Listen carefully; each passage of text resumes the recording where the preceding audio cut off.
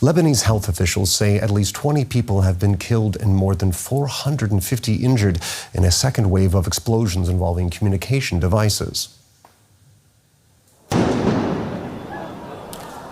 Several explosions occurred in Beirut during a funeral for 3 members of the armed group Hezbollah and a child who died the day before from exploding pagers. A cell phone shop also caught fire after an explosion. The latest wave comes just a day after hundreds of pagers used by Hezbollah exploded across Lebanon and Syria, killing at least 12 and injuring thousands. Behnam Taleblu is a senior fellow with the Foundation for Defense of Democracies, where he focuses on Iran and its proxies. Thank you for joining us. So we've seen 2 waves of explosions apparently targeting Iran-backed Hezbollah in as many days. What do you make of what's been happening so far?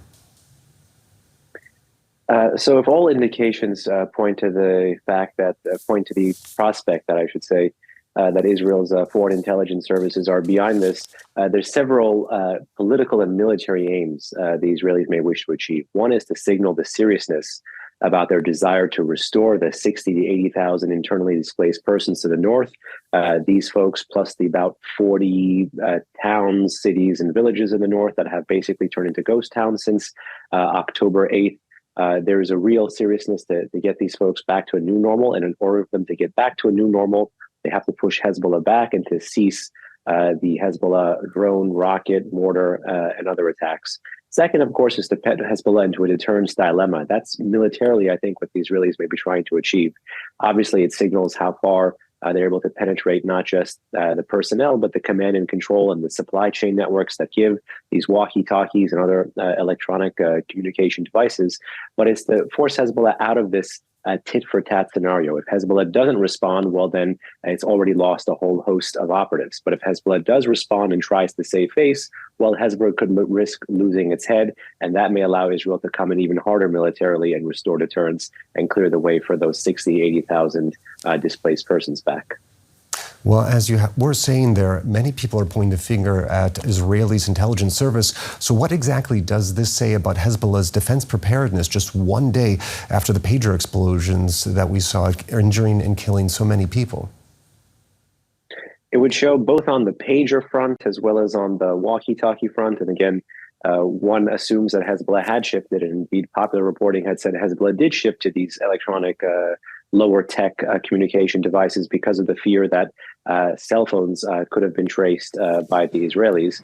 But indeed, it does show that how penetrated their supply chains are, how much knowledge in terms of foreign intelligence service about the pieces that they may want to get and the places that they may be going. And then, of course, the last bit is internally how punctured their security services are. And not just Lebanese Hezbollah, but the patron of this proxy, which is the Islamic Republic of Iran. Lest we forget, in late July, Ismail Haniyeh was killed in a bomb that was placed in the closet of his guest bedroom in an IRGC-controlled safe house. So both Lebanese Hezbollah and the Islamic Republic of Iran are likely looking very strongly right now at internal security changes because their weaknesses when it comes to domestic security has been exposed by these covert attacks. Now, what exactly do these attacks mean for Hezbollah's ability to communicate with their operatives and operate more broadly? Obviously, it's going to introduce significant transaction costs for them to communicate with their operatives, to get messages out, to get orders out, to be able to have a more linear kind of command and control. All of those things are going to have short to medium term battlefield challenges. The one area where I actually do have concerns is in the long term, though. If you remember, between the end of the May 2021 war with Hamas and Israel, and the start of the October 7 terrorist attacks, there was no indication, at least non-popularly reported indication, that the Israelis sensed such planning was ongoing. So there is a longer-term fear here that as Hezbollah continues to degrade the quality of its communication equipment, it could essentially go dark and rely on personnel. And if the Israelis don't have the intelligence about which personnel are carriers, then it's highly likely that Hezbollah's planning may go dark. So that's something to think about here as well, particularly if Hezbollah takes another page from the Hamas playbook. Now, the long-term goals are actually quite an interesting question. Why do you think that Israel chose to actually execute an operation of this scale now? Is there anything that we can interpret from the timing? Well, the now element of your question is very interesting. It's been somewhat answered by popular reporting, particularly by the New York Times and Axios, about some folks having some suspicions on the first day about this communication technology, about the beepers. And the line that's been cascading in the Western press now is that some, if indeed they believe it is Israel, that some in Israel assumed it would be a use it or lose it moment. So either before this technology, which had basically been hacked or booby-trapped, was exposed by internal security for Lebanese Hezbollah, it had to be used. So that may explain the timing of it. Also, the fact that there hasn't been a major air or ground offensive by the Israelis is interesting because everyone had been assuming within hours of the first attack, meaning the beeper attack, that this could have been the precursor to a larger Israeli offensive to push back Hezbollah, at least past where UN Resolution 1701 required them to go. Now, let's broaden this out for a moment. How much of a blow is this all for Hezbollah's most important supporter, Iran? That's really the million-dollar question here. And Iran itself has not promised the same kind of hard retaliation or revenge that they had promised after the killing of Ismail Haniyeh in Tehran, again in late July, by what many assume to be, again, Israel's foreign intelligence services. And one can even look at the comments of the foreign minister, Mr. Arabshi, recently, where he condemned the attack. He claimed to stand with the Lebanese. He even mentioned that Iran's ambassador to Beirut, someone who we believe is tied to the Islamic Revolutionary Guard Corps, he even mentioned that he was injured, but did not promise the same kind of crushing revenge. Yet even in the instances that the Islamic Republic did promise that same crushing revenge, they haven't taken it yet. And I think one reason why, beyond the conventional deterrence issue, beyond the reason that the Islamic Republic knows it's outgunned, is that as we get closer to the one-year anniversary of October 7, I think the puppet master for many of these proxies is pushing back, surveying the chessboard, and trying to consolidate gains. And unfortunately, I think the trend lines are, no matter the military successes and no matter the operational successes of the Israelis, I still think that the leaders in Tehran think things are going their way at the 500,000-foot level. That's an interesting point. Now, based on what you're saying, it seems that Iran is putting the brakes on Hezbollah, but some people are fearing that after the last 2 days' explosions, that we could be closer to an all-out conflict between Hezbollah and Israel. Do you think that is a real possibility? Well, to clarify, I don't see the Islamic Republic as pumping the brakes on Hezbollah, but I see the Islamic Republic as not willing to, at the moment, get as directly as involved as it did, let's say, back in April of this year, where in response to the April 1st attack by the Israelis in Damascus that went after several high-ranking IRGC and Quds Force personnel in Damascus in a building the Iranians claimed was linked to the consulate, but ended up not being. It was an annex. The Islamic Republic fired overtly and directly from its own territory for the first time in history, 300 plus projectiles, including ballistic missiles, cruise missiles, and drones against Israel. And then obviously, given the failure of some of that strike, the military mismatch after the success of the Israeli response on April 19th, I think the Islamic Republic is pushing back and trying to reconsolidate on the home front. But I do think they are quite keen on having Hezbollah continue to chip away and to go back to that tit-for-tat kind of retribution. You've had Reuters earlier today talk about an attempt by Lebanese Hezbollah using rockets against what they allege was IDF artillery positions in the north. I don't believe that strike has been confirmed, but if indeed it is, this could be Hezbollah trying to say, no, we will not go for what they may claim is something of a bait, meaning an attempt to break out of the tit-for-tat, and rather they will keep the steady, persistent fire that has prevented many Israelis from going back to their homes for 11 months now. All right, I'm afraid we're going to have to leave it there. That was Behnam Ben Taleblu. Thank you very much for your analysis. Thank you. Appreciate it. We'd like to shift our focus now to Israel. There's been no direct comment, no direct claim of responsibility by the Israeli government regarding the explosions in Lebanon. Now, assuming Israel was responsible, why now? In a moment, I'll put that question to a former head of the IDF Strategic Planning Department. But first, take a listen to what Israel's defense minister said today while addressing Israeli soldiers. The center of gravity is moving to the north. That means we are diverting forces, resources, energy towards the north. We have not forgotten the hostages, and we have not forgotten our tasks in the south. This is our duty, and we are performing it at the same time. I think that when you look at the picture of the situation, the IDF brings excellent achievements, together with Shin Bet, together with Mossad, on all the bodies and on all the frameworks, and The results of the work are impressive. Well, I'm joined now by Assaf Orion. He's a reserve brigadier general with the Israel Defense Forces. He was head of strategy for the IDF from 2010 to 2015. He's now an international fellow at the Washington Institute for Near East Policy, and he joins me tonight from Washington, D.C. General, it's good to have you back with us here on the program. The pagers, the walkie-talkies exploding in Lebanon. Hezbollah is blaming Israel. U.S. officials have said that Israel was behind this. Who do you think is behind? Well, who profits? That's a basic good question to begin with. And I think all of Hezbollah's enemies are benefiting from that move. When you combine the ability or the capability needed to perform such an attack, well, it's probably Israel. What is your then assessment of the damage or harm that has been done to Hezbollah? Physically, hundreds of Hezbollah people were severely injured. Thousands were injured, together with a walkie-talkie attack.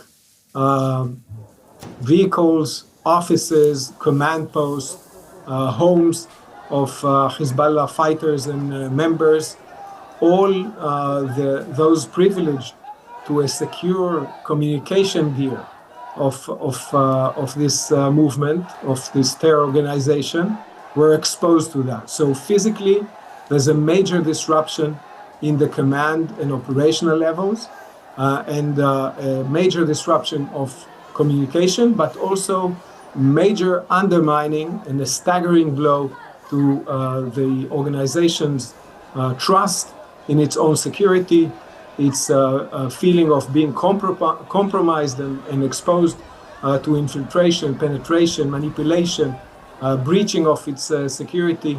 Actually, Hezbollah is the one who chose the target list by deciding who gets a secure communication gear from its own inventory. This seems also to have been a brilliant way to out any members of Hezbollah who were hiding, to reveal that they were members of Hezbollah simply by the fact that they had a pager in their pocket. Yes, but whoever outed them is actually Hezbollah handing out those Trojan pagers or Trojan walkie-talkies. And it's unlike what being discussed before about being an Internet of Things. These are not benign civilian elements or articles that you can buy online. These are dedicated, secure systems that Hezbollah operates in order to preserve operational security and to continue its terror campaign against Israel and others in the Middle East. So the main benefit here on the strategic level is sending a message to Hezbollah. You can continue to contend that you're showing solidarity with Hamas, and you won't stop attacking Israel until Gaza calms down. But your attempt to hold both, not getting to a full-scale war, and showing solidarity, this equation might not work so well, and you need to consider the growing costs of that policy choice that you've made. Today, Israel's defense minister said that Israel is at the opening of a new phase of the war, with the center of gravity moving north. Were the pager and the walkie-talkie blasts, were they the warning shots ahead of an attack, ahead of a wider war? We're actually discussing a long attrition war since October 8th, when Hezbollah decided to attack Israel in solidarity. And we've been exchanging blows since then to great effect, some would say, but not to a point when Hezbollah decides to stop it. And even the only option of stopping it is reliant on a ceasefire agreement in Gaza, which does not seem to be within reach. So these warning shots, in addition to movement of forces, to statements, to cabinet meetings discussing the war goals in the northern theater, is actually all shots saying that Israel will not accept for the long term the continuation of this attrition, playing by Hezbollah's terms. The game is about to change. Hezbollah is advised to reconsider or face the consequences. Yeah, you say the game is about to change. The Israeli government, the prime minister, they've said from day one of the war in Gaza that success will be the total destruction of Hamas. So what does the shift of the military's focus tell us? It tells us that from a military point of view, most of the achievements, the military achievements, as understood by the IDF, are close to being complete. Most of the Hamas units were dismantled, defeated. Most of its production sites were destroyed. Its main assets, its warehouses, its rocket launchers, all of these have been heavily damaged. And now the level of intensity of operations in Gaza itself allows us to shift some forces.